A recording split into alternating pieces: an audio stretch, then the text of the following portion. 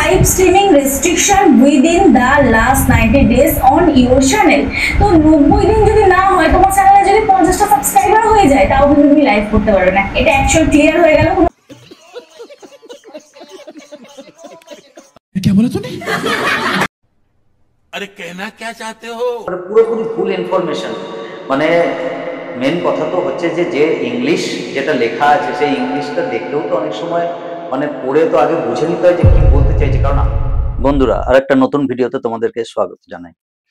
দেখো আজকে যে বিষয়টা নিয়ে আমি কথা বলবো অ্যাকচুয়ালি একটা খুব হাসির ব্যাপার। এখনই জাস্ট আমি দেখছিলাম ইউটিউবেই, তো একজন ক্রিয়েটার যে ভিডিও বানিয়েছে, একজন তো বলবো না মানে অনেক ক্রিয়েটার এরকম একটা ভিডিও বানিয়েছে যে 4000 ঘন্টার ওয়াচ টাইম তুমি লাইভ করে কমপ্লিট করতে পারবে, বা 4000 ঘন্টার ওয়াচ টাইম ইউটিউবে তুমি নিজের ভিডিও নিজে দেখে কমপ্লিট করতে পারবে।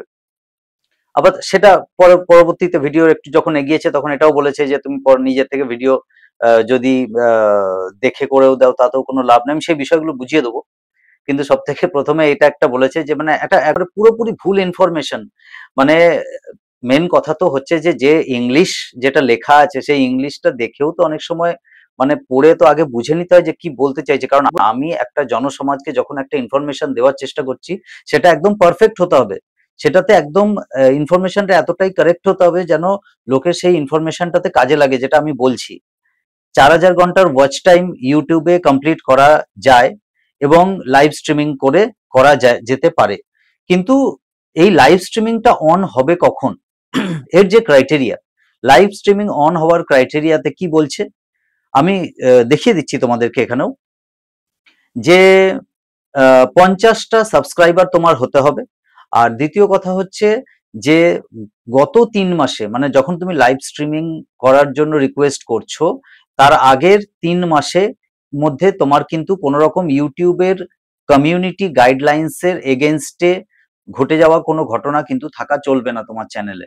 কোনো রেস্ট্রিকশন কোনো রকম কোনো ক্রিয়েটারের দ্বারা বা ইউটিউব কমিউনিটি গাইডলাইন্সের দ্বারা সেটা যেন চ্যানেলে না থাকে, তাহলে লাইভ কিন্তু অন হবে না।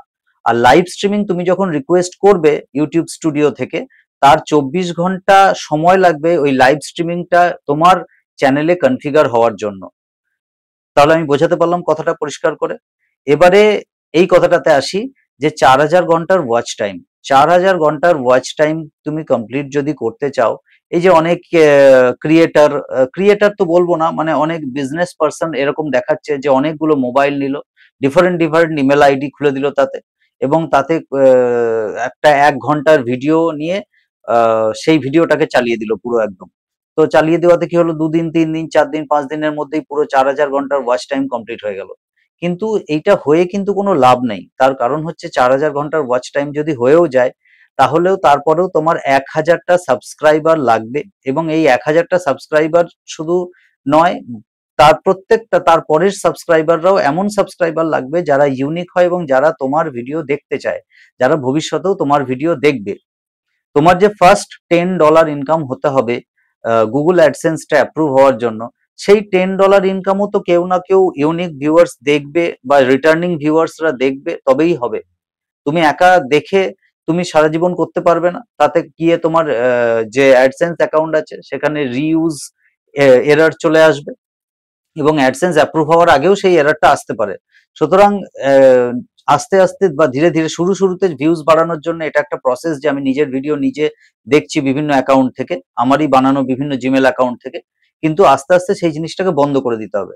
যখন আমার মোটামুটি একটা 50টা সাবস্ক্রাইবার হয়ে যাবে তখন বন্ধ করে দেওয়াই ভালো। 50টা সাবস্ক্রাইবার হয়ে যাওয়ার পর আর কেন এটা রাখার দরকার পড়ছে না, কারণ 50টা সাবস্ক্রাইবার কিন্তু আমার ভিডিও দেখছে এবং তারাই আরো অনেক সাবস্ক্রাইবার নিয়ে আসবে। এবং গুগলের যে বট আছে, গুগলের যে অ্যালগোরিদম বট আছে, সে নিজেই কিন্তু তোমার চ্যানেলের ভিডিওর ইমপ্রেশন আরো প্রচুর লোকের কাছে পৌঁছে দেয়। প্রথম কিন্তু, তাহলে তোমাকে একটা কথা জেনে নেওয়া ভালো যে প্রথম কিন্তু যখন ভিডিও তোমার চ্যানেলে নতুন আসছে, মানে একটা দুটো হয়তো ভিডিও আপলোড করা আছে, তখন কিন্তু অ্যালগোরিদম বট কিন্তু খুব হেল্প করে।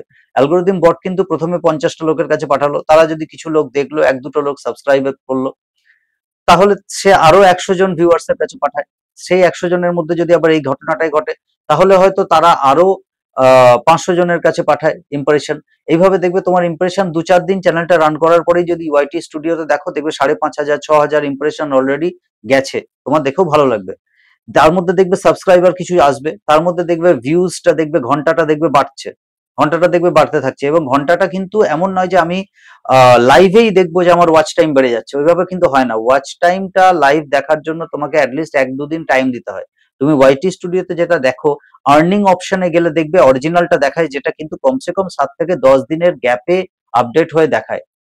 তবু তোমাকে ওয়েট করতে হবে যে 7 দিন 10 দিন, তোমাকে কাজটা চালিয়ে যেতে হবে। তোমার ওই ওয়াইটি স্টুডিও খুলে বারবার দেখার মতো কিছু নেই। এবার হচ্ছে যে 4,000 ঘন্টার ওয়াচ টাইমটা করার জন্য প্রসেসটা কি না, 4,000 ঘন্টার ওয়াচ টাইম করার জন্য এরকম ভাবে লাইভ করে দেখানো বা এরকম ধরনের কোনো কিছু কাজ না করাই ভালো। সব থেকে বেস্ট হচ্ছে তুমি লাইভ করো, নর্মাল যেটা লাইভ হয় সেটা করো, কিন্তু সেটা ওয়াচ টাইম বাড়ানোর জন্য নয়। লাইভ করো হচ্ছে তুমি তোমার ইনফরমেশন দেওয়ার জন্য, কোনো একটা জিনিসকে তুমি স্ক্রিন শেয়ার করে দেখাচ্ছ, সেই সময় তুমি লাইভ করো।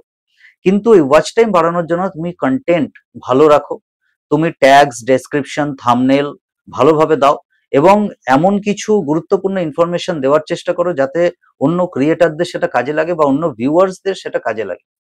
এই হিসাবে যদি তুমি ইনফরমেশন দাও বা এই হিসাবে যদি তুমি তোমার ভিডিও বানাও, তাহলে দেখবে তোমার চ্যানেল খুব তাড়াতাড়ি র্যাঙ্কে উপরে আসবে। এবং এই ভুল ইনফরমেশন যে সমস্ত ক্রিয়েটাররা দিচ্ছে, যারা ইংলিশ পড়ে মানে বুঝতে পারছে না, বা যারা আদতেও সেই জিনিসটা সম্বন্ধে একটা সম্যক ধারণা না নিয়েই হট করে ভিডিও বানাতে চলে গেল, তাদের থেকে কিন্তু একটু সাবধান থাকতে হবে। এই বলেই আমি আমার এই ভিডিওটা এখানেই শেষ করছি। হ্যাঁ, কতগুলো কথা আছে, এটা একটু জুড়ে দিই। সেটা হচ্ছে যে তোমরা তো জানোই যে আমার চ্যানেলের থেকে প্রচুর ইনফরমেশন তোমরা ভবিষ্যতেও পেতে থাকবে এবং এখনো পাচ্ছ। আহ, এই চ্যানেলকে ভিডিও যদি তোমাদের ভালো লেগে থাকে, তাহলে তোমরা ভিডিওগুলোকে লাইক করে দিও। চ্যানেলে যদি তুমি প্রথমবার এসে থাকো, তাহলে চ্যানেলকে সাবস্ক্রাইব করে দাও। আর তোমাদের যারা ক্রিয়েটার বন্ধু বান্ধবীরা আছে, তাদের কাছে আমার চ্যানেলের লিংক তোমরা শেয়ার করতে পারো। সব ভিউয়ার্সদেরকে দেওয়ার দরকার নেই, যারা ক্রিয়েটার আছে তাদেরকে দেবে, তাহলে তাদেরও অনেক উন্নতি হবে ভিডিও দেখে, আমি সেটাই আশা রাখি। তো চলো এই ভিডিওটাকে এখানেই এন্ড করা যাক। জয় হিন্দ।